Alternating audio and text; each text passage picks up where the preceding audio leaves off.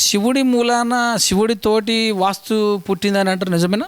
శివుడి యొక్క అంశం ఏదవుతుందో, అంధకాసుడు ఏదవుతుందో, యుద్ధం చేస్తున్నప్పుడు ఏదవుతుందో, ఆ యుద్ధంలో ఏదవుతుందో పరమేశ్వరుడు ఏదవుతున్నారో అనేక శరీరం నుండి వచ్చిన బిందువు ఏదవుతుందో, చెమట బిందువు కింద భూమి పడి ఈ యొక్క ముల్లోకాలను కూడా ఏదవుతుందో ఆక్రమించుకోవడం జరిగింది. ఆ ముల్లోకాలను కూడా ఆక్రమించుకోవడం జరిగినప్పుడు ఏదవుతుందో ఈ యొక్క దేవతలందరూ కలిసి బ్రహ్మ దగ్గరికి వెళతారు. ఈ బ్రహ్మ ఏం చేస్తా అంటే, దేవతల్లారా మీకు శక్తి ఉంది, యుక్తి ఉంది, సరైనటువంటి బలం లేదు కాబట్టి కొంతమంది ఇతర రాక్షసులు కానటువంటి రాక్షసుల వాళ్ళని కూడా సహాయం తీసుకోమని చెప్పడం జరుగుద్ది. నేను ఏదవుతుందో ఈ యొక్క వాస్తు పురుషుడు ఏదవుతుందో అధోముఖం గనక భూమి మీద గనక తొయ్యమని చెప్పడం జరిగింది. వాళ్ళు ఏదవుతుందో అధోముఖంగా ఏదవుతుందో తొయ్యపడటం జరుగుద్ది. ఆ యొక్క అధోముఖంగా పడిన యొక్క వాస్తు పురుషుడే, దాన్నే మనము ఆ యొక్క వాస్తు పురుషుడు మీద ఉన్నటువంటి దేవతలు బలవంతులు ఎవరుతున్నారో ఈ యొక్క శరీరాన్ని పెరగకుండా భూమి మీద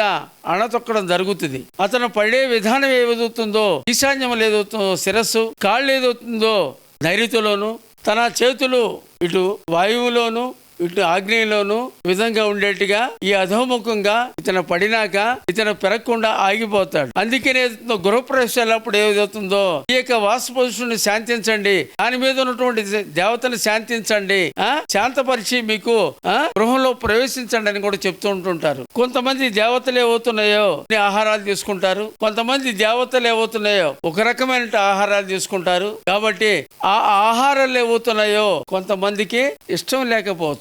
అయితే ఈ దేవతలకి ఏదవుతుందో ఆకలి తీర్చడానికే మనము గృహప్రవేశం అప్పుడు ఏదవుతుందో ముందు రోజు ఏదవుతుందో ఈ యొక్క ఆహారాలని వాళ్ళకి ఇవ్వడం జరుగుద్ది. అయితే రాక్షస గణాలు ఏవవుతున్నాయో వాళ్ళకి ఏదవుతుందో అవి మధ్య మాంసాలు గాని ఎండు చేపలు గాని ఇచ్చే అవసరం లేదు. ఒక మహానుభావుడు అడిగాడు, వాస్తు లేదేవా, సిద్ధాంతి లేదే హెచ్ఐ వేదికలో నన్ను అన్నాడు. అవి ఎందుకు అసలు లేదు? మరి చోళులు కానించి సింధు నాగరికత పుట్టిన కానించి ఉన్నది కదా. నన్నయ్య గాని మిహిరాచార్యులు గాని భట్టాచార్యులు గాని దీని అందరూ సమర్థించారు కదా. శ్రీకృష్ణదేవరాయలు కూడా అనేక గ్రంథాలు రాశాడు కదా. మరి లేదని ఎట్లా అంటారండి మీరు? రామాయణ మహాభారతంలో కూడా అనేక చోట్ల ప్రస్తావించారు కదా.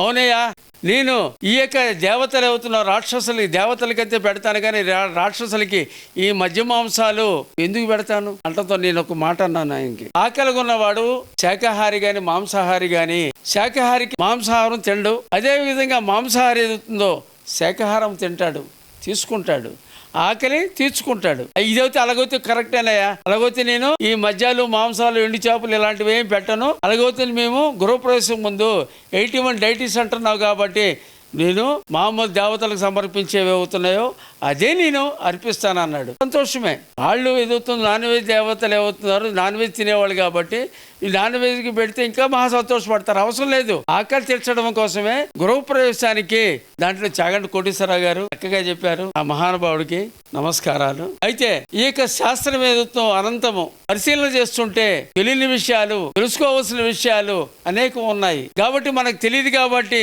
లేదని అనొద్దు. మనం చూడలేదు కాబట్టి మన తాత ముత్తాతలు మనం చూడలేదండి, లేరా? ఉన్నారు. మన తండ్రి కనబడతాడు కాబట్టి మన తాత ముత్తాత లేడు, మనం కనబడలేదు కాబట్టి ఆ విధంగా వాళ్ళు లేరని చెప్పడం ఎంత న్యాయమో అదే విధంగా ఈ శాస్త్రం ఏదవుతుందో లేదని చెప్పడం కూడా అంతే అన్యాయం చెప్పడం జరుగుతుంది. కాబట్టి ఇది విజ్ఞులకి నేను నమ్రతగా నివేదిస్తున్నాను.